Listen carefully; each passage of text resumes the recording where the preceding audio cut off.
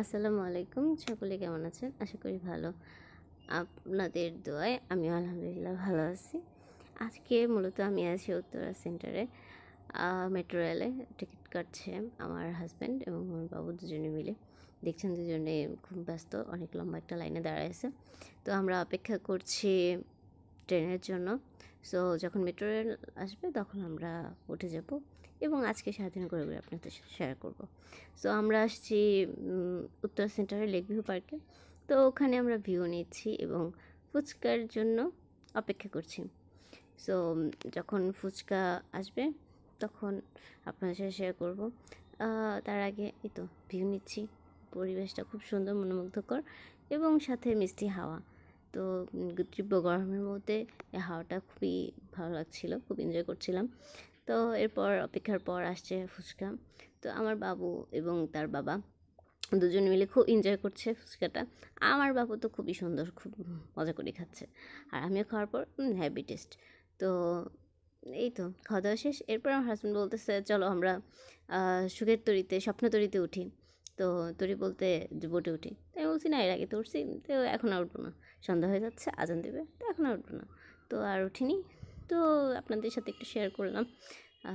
অনেক সুন্দর একটা নদী, সবাই বোটে উঠছে। তো নেক্সট টাইম গেলে আমরা উঠবো।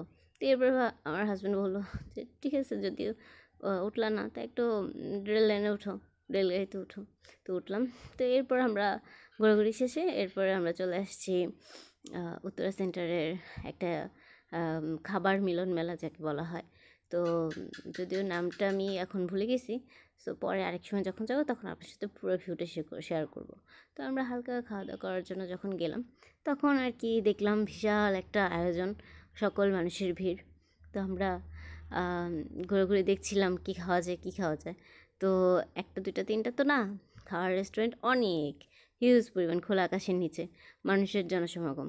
তো এর ভিতরে আমরা ঘুরে ঘুরে দেখছি কী খাওয়া যায়, কী খাওয়া যায়।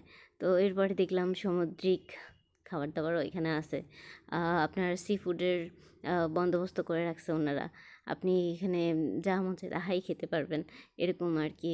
ফিশ থেকে শুরু করে অক্টোপাস, মানে সামুদ্রিক মাছ বলতে যা বোঝায় সবটাই এখানে পেয়ে যাবেন। এরপর আমরা একটা ইন্ডিয়ান দোসা যেখানে তৈরি করা হয় সেখানে গেলাম এবং সেখান থেকে অর্ডার করলাম সোলাপুরি এবং দোসা।